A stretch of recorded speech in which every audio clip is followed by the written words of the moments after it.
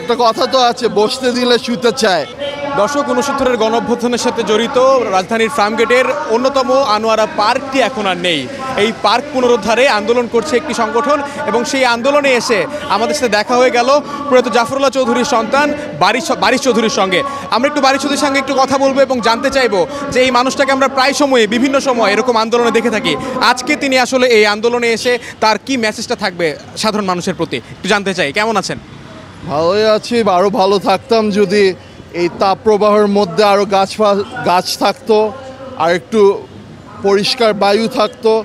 ঢাকার মানুষ আমরা এমনিতেই একটা অবসবাসযোগ্য শহরে থাকি, সবসময় দেখা যায় লিভেবল সিটিজ ইন্ডেক্সে ঢাকা হলো টপ 3 এর মধ্যে থাকে। কিন্তু আমরা তো চাই না এই শহরে এত কোটি মানুষ, আমরা তো চাই না এরকম অবসবাসযোগ্য শহরে থাকতে। আমরা চাই যে একটা সুন্দর শহর গড়ে উঠুক, আর সেটার একটি অংশ হলো আমাদের সব উদ্যানগুলোকে মুক্ত করা, পুনরুদ্ধার করা, যেন আমরা আবার সুন্দর মতো থাকতে পারি। আমাদের রেজিডেন্সিয়াল এরিয়াতে যেন রেক্রিয়েশনের জায়গা থাকে, বাচ্চারা খেলতে পারে, মানুষরা হাঁটতে পারে, মানুষরা কোথাও যেয়ে একটু সময় কাটাতে পারে, একটু প্রকৃতির মধ্যে থাকতে পারে, পাখিরা যেন থাকতে পারে। ওইটাই আমাদের আসলে দাবি। বারিশ ভাই, বাবাকে আমরা দেখতাম সবসময় মানুষের গণস্বাস্থ্য নিয়ে কাজ করতো, আপনাকেও আমরা দেখতে পাচ্ছি যে এরকম আন্দোলনের সাথে আপনি খুব ওতপ্রোতভাবে জড়িত হয়ে যাচ্ছেন। এটার পেছনে কোনো মোটিভ আছে কি?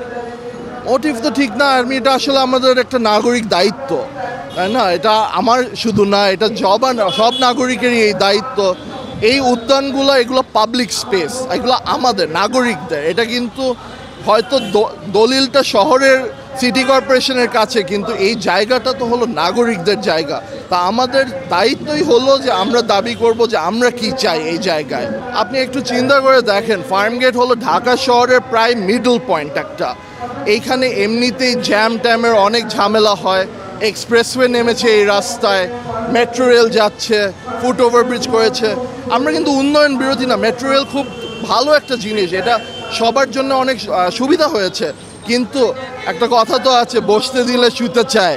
এখন মেট্রোকে এটা দেওয়া হয়েছিল কনস্ট্রাকশনের সময় একটা ডিপো হিসাবে, তার জন্য ওরা সব গাছ টাছ কেটে ফেলেছে। কিন্তু কন্ডিশনটা ছিল যে মেট্রো যখন শেষ হয়ে যাবে, বানানো শেষ হয়ে যাবে, তখন এরা ছেড়ে দিবে, এটা আবার একটা উদ্যান হবে। এখন ওরা বলছে যে এখানে শপিং কমপ্লেক্স করতে চায়। কেন এখানে শপিং কমপ্লেক্স দরকার? এই রাস্তায় অনেক শপিং কমপ্লেক্স আছে। আমরা বসুন্ধরা সিটির থেকে বেশি হলে 10 মিনিট দূরে। আমরা এই জায়গায় কেন আরেকটা শপিং কমপ্লেক্স দরকার? যেই সময় অলরেডি সিটি কর্পোরেশন কারণ বাজারকে সরাতে চেষ্টা করছে, এখানে একটু খালি করতে চেষ্টা করছে, তখন কেন দরকার? আর যদি আসলেই ওরা কমার্শিয়াল রিয়েল এস্টেট এত লাগতো, এখানে বিশাল স্টেশন কিন্তু মাল্টিপল ফ্লোর করে ওইখানেই দোকানপাট বসাতে পারতো। কিন্তু ওটা না করে কেন একটা উদ্যান দখল করে ওরা করবে? এতে আপনার ব্যক্তিগতভাবে কোনো পরিকল্পনা আছে কিনা? এরকম সংগঠনের সাথে আপনি জড়িত আছেন, রাজনীতি কিংবা? আমি কাজ করি বেলার সাথে, কিন্তু আসলে আজকে আমরা বেলা যদিও এখানে আছে, আমি আসছি একটা নাগরিক হিসাবে। স্যার, অন্য কোনো আমরা জানতে চাচ্ছিলাম যে আপনার কি আগামীতে এরকম বাবার মতো রাজনৈতিক কোনো ইচ্ছা বা আপনার কিছু আছে? না, এই পর্যায়ে নাই, কিন্তু আমি চেষ্টা করব যে আমাদের পরিবেশ রক্ষা নিয়ে যা আওয়াজ করতে হয় আমি ওটাতে থাকবো।